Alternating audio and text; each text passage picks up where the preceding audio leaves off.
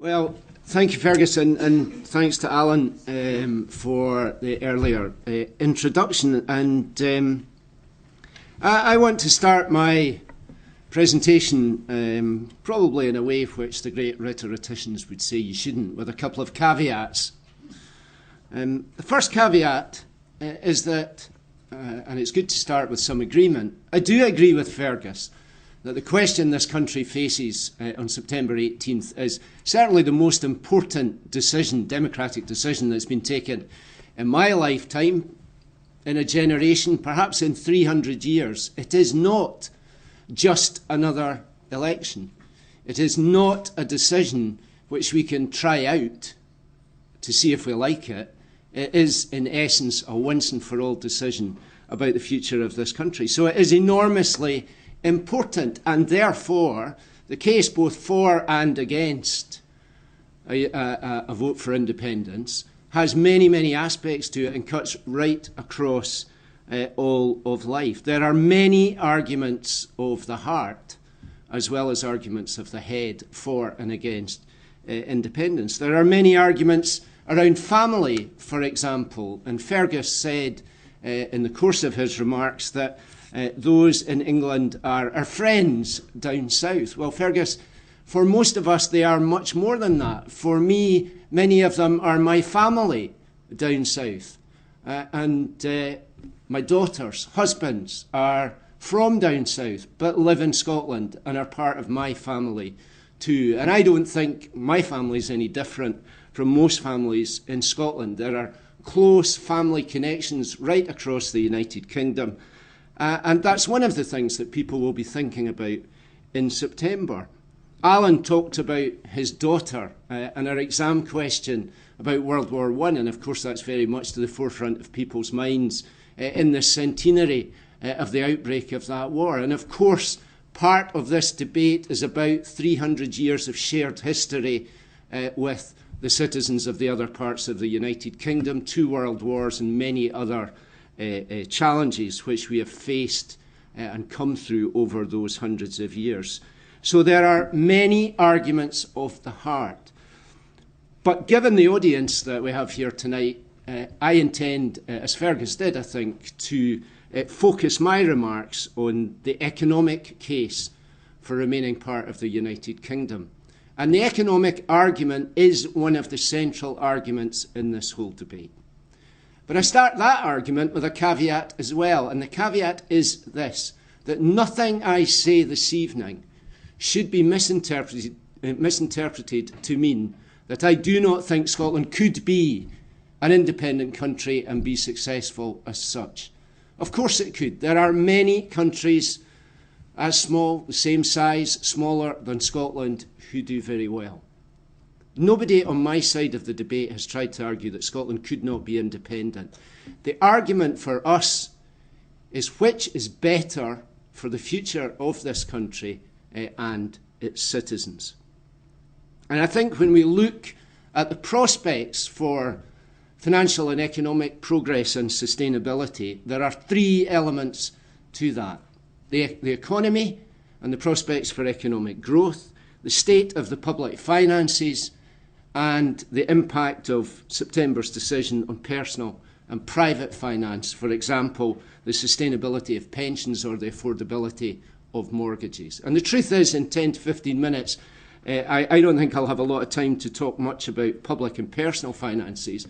I want to focus on the prospects for economic growth, because that, after all, is the underpinning foundation of what we can do in terms of supporting public services or the personal circumstances in which our citizens find themselves in their own lives. And I have been, as have many of my colleagues, very critical of the white paper the Scottish Government has produced, Scotland's Future, to which Fergus referred. But it is very, very clear about one thing, and that is the economic platform Scotland needs in order to move forward in the 21st century. It elaborates it in some detail, and it is this: currency union with the rest of the United Kingdom, continuing membership of the European Union, a single regulatory regime for financial services across the UK, the Bank of England as the lender of last resort for our banks, a single integrated energy market across the United Kingdom, access for Scottish companies to UK Ministry of Defence contracts, continuing access to UK-wide research funds, and of course, free movement of goods and services across the borders of the United Kingdom. And I don't think I have to point out to you that these are all things which we have already.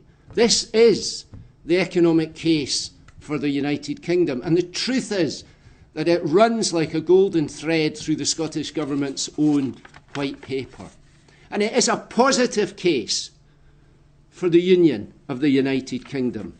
It's a positive case because it is the platform of opportunity which we can and have in the past grasped in order to create wealth and economic growth and prosperity for our people here in Scotland. It is this platform, for example, which allows a company like Standard Life to be headquartered in Scotland, to employ 5,000 people in this city, plus all of the supply chain around that, but to do that on the basis of 90% of a customer base in the southeast of England. Or in a different sector altogether, a company like Scottish and Southern Energy. It allows that company to be a company headquartered in Perth to generate and produce energy here in Scotland, but again to do that on the basis of 90% of its customer base being in the southeast of England. It is this platform of opportunity which allows BAE Systems to build aircraft carriers across the Forth in Rosyth and across the country on the Clyde.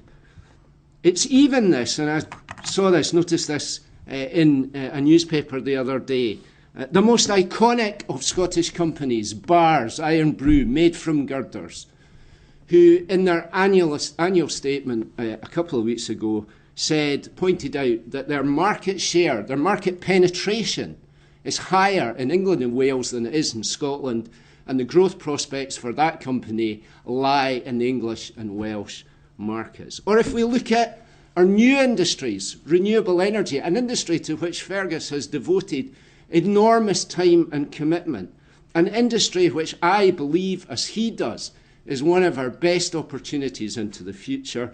That is an industry which benefits from around 1/3 of the subsidies available in the United Kingdom, far more than our population share. Or here we are in Edinburgh University, and indeed, as Fergus said, it is one of the universities which appear in the top 100 universities in the world.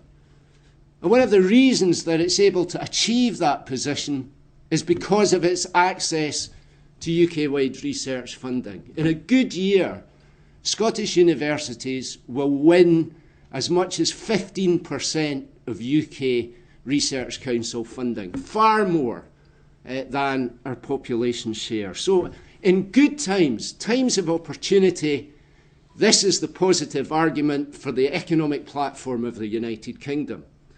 And by the way, this is not an argument of Scotland being subsidised or begging for additional help from the rest of the United Kingdom. This university wins more than its fair share of research funding because of the excellence of the research work that it does. The Clyde builds aircraft carriers because of the skills of the workforce there. But they have to have access to the resources to actually be able to do that. And in this city of Edinburgh, I hardly need to say that this United Kingdom is a platform too in bad times. In 2008, when the banks essentially ran out of money, and two of those banks were headquartered and historically based here in Edinburgh, the United Kingdom allowed us, as part of that bigger economic unit, to marshal the resources we needed in order to rise to the challenge of that emergency. So my argument to you tonight is that the positive case for the United Kingdom is the economic platform of that successful economic union, and that is actually recognised by the Scottish Government in their white paper. And the only thing which jeopardises all of these is the referendum itself. It is the referendum which jeopardises our currency union. Those who will decide whether or not the rest of the United Kingdom would enter a formal currency union with the United Kingdom have said no. It is this which guarantees jeopardy of our membership of the European Union, because the President and the Vice President of the Commission have made it clear that an independent Scotland would have to reapply for membership and renegotiate that. And it is the industries themselves who are affected who tell us, that company Standard Life, for example, that their position headquartered in Scotland but with a customer base elsewhere would be jeopardised by these changes. So, my argument to you is this, that yes, it is good to make decisions as close to home as you can. Yes, it is good to be your own boss. But part of being a mature company or a mature country is to decide when and how you pool your sovereignty. And I would argue that Fergus is right, and that devolution, the measure of self-government we have through devolution, has been good for Scotland.